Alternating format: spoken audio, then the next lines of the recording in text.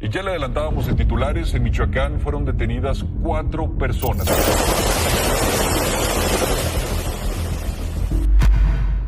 En Uruapan, Michoacán, un hombre se ha atrevido a hacer lo que ningún político había intentado: retar al narco, a los grupos armados y hasta el propio gobierno.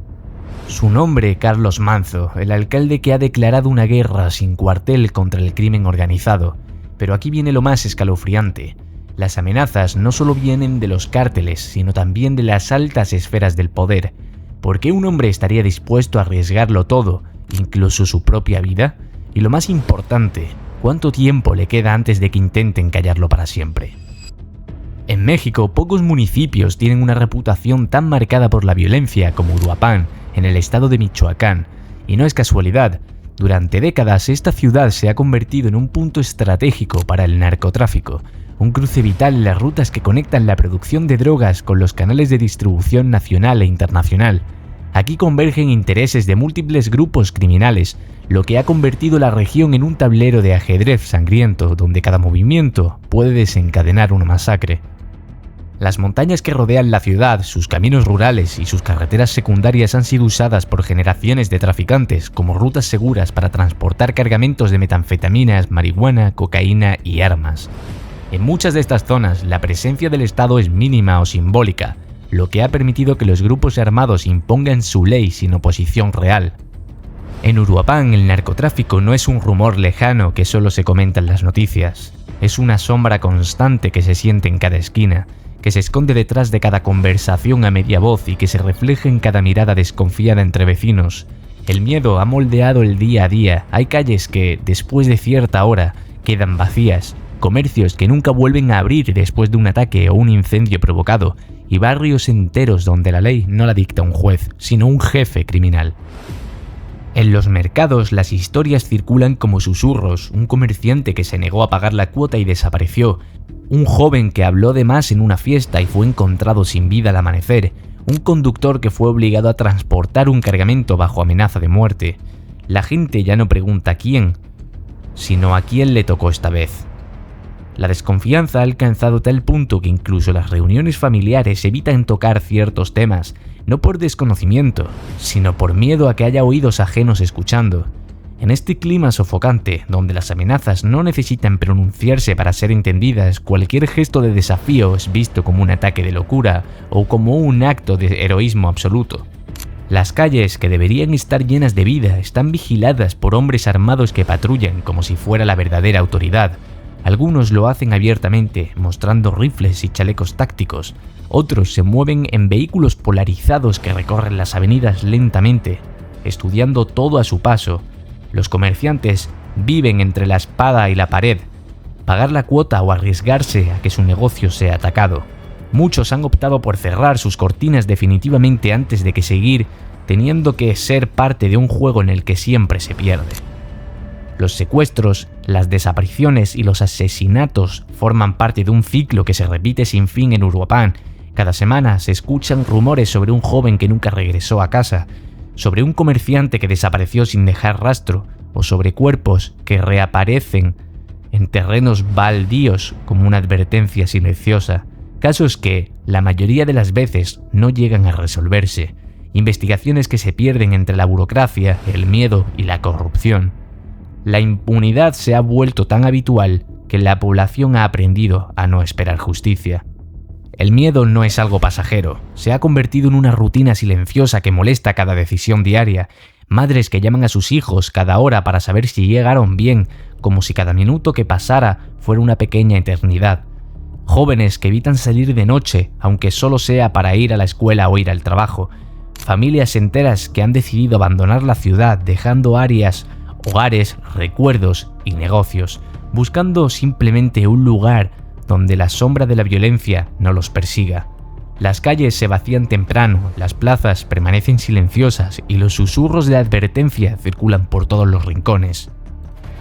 En medio de este panorama desolador apareció Carlos Manzo, decidido a romper el guión que todos los políticos habían seguido durante décadas.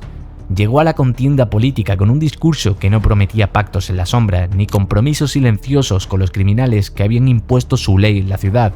Quiero hacerle un llamado respetuoso a la delincuencia organizada que opera en nuestro municipio, que no se metan con el pueblo. No buscaba ganar simpatías entre las facciones que gobernaban desde las sombras, ni dar señales de que estaba dispuesto a llevar la fiesta en paz. Su mensaje fue claro, directo y para muchos casi suicida. No voy a negociar con criminales y no voy a arrodillarme ante nadie. Palabras que no solo encendieron la atención de los ciudadanos, sino que provocaron alarma inmediata entre quienes se beneficiaban de la violencia y la corrupción. En un entorno donde desafiar al poder criminal era considerado una condena a muerte, esas palabras fueron un acto de valentía extrema y un llamado a la acción que pondría en marcha una serie de eventos que cambiarían la historia de Uruapan para siempre. Lo que en campaña pudo sonar como una frase de impacto para ganar votos, una de esas declaraciones que se pronuncian para la prensa y se olvidan después de las elecciones, rápidamente se convirtió en algo mucho más serio, una verdadera declaración de guerra. Las palabras de Manzo fueron como una piedra lanzada en un estanque en calma. Las ondas se expandieron rápido, despertando miradas, rumores y enemigos. Porque en un lugar como Uruapan, prometer que vas a enfrentarte al crimen no es un simple acto político, es tocar los intereses de quienes mueven los hilos desde las sombras. Y eso, en esta tierra, siempre tiene un precio. Desde el primer día que asumió el cargo, Carlos Manzo dejó claro que no iba a ser un alcalde de escritorio. No llegó a calentar la silla ni a dejar que la rutina lo envolviera. Llegó para mover piezas que nadie se había atrevido a tocar, y lo hizo rápido. Su primera acción fue ordenar una auditoría interna que sacó a la luz contratos millonarios otorgados a empresas fantasmas, compañías sin oficinas, sin empleados reales y que sin embargo cobraban cifras astronómicas del presupuesto municipal. El dinero destinado a infraestructura, programas sociales y seguridad estaba yendo a bolsillos muy concretos. Manzo no se quedó en la denuncia interna ni se limitó a entregar informes confidenciales a puertas cerradas. Decidió dar un golpe sobre la mesa, frente a todo el país. En una conferencia pública rodeado de cámaras, micrófonos y periodistas ansiosos por titulares, tomó la palabra con una calma calculada. En un lugar de hablar en generalidades, fue directo al corazón del problema. Pronunció nombres y apellidos. Señaló a funcionarios municipales y estatales, así como a miembros de la policía local que, según las pruebas obtenidas, colaboraban activamente con los cárteles. Las acusaciones no eran vagas, detalló cómo algunos filtraban información sobre operativos, cómo otros escoltaban cargamentos ilegales y cómo ciertos mandos incluso participaban directamente en la logística de las rutas de droga. Aquella transparencia brutal cayó como una bomba en el salón. Los asistentes intercambiaban miradas nerviosas, algunos periodistas no podían ocultar la sorpresa, otros ya tecleaban frenéticamente sabiendo que esas palabras llenarían titulares al día siguiente. Pero la reacción más inmediata vino de la calle. Ciudadanos cansados de vivir bajo la sombra de la violencia y la corrupción sintieron que, por primera vez en años, alguien estaba diciendo en voz alta lo que todos sabían y pocos se atrevían a denunciar. Le llovieron aplausos, mensajes de apoyo y muestras de respeto, al mismo tiempo que despertaba un mismo odio profundo en quienes hasta ese momento habían operado con total impunidad. Lo más provocador, sin embargo, no fueron los nombres, sino la frase que soltó como un desafío público.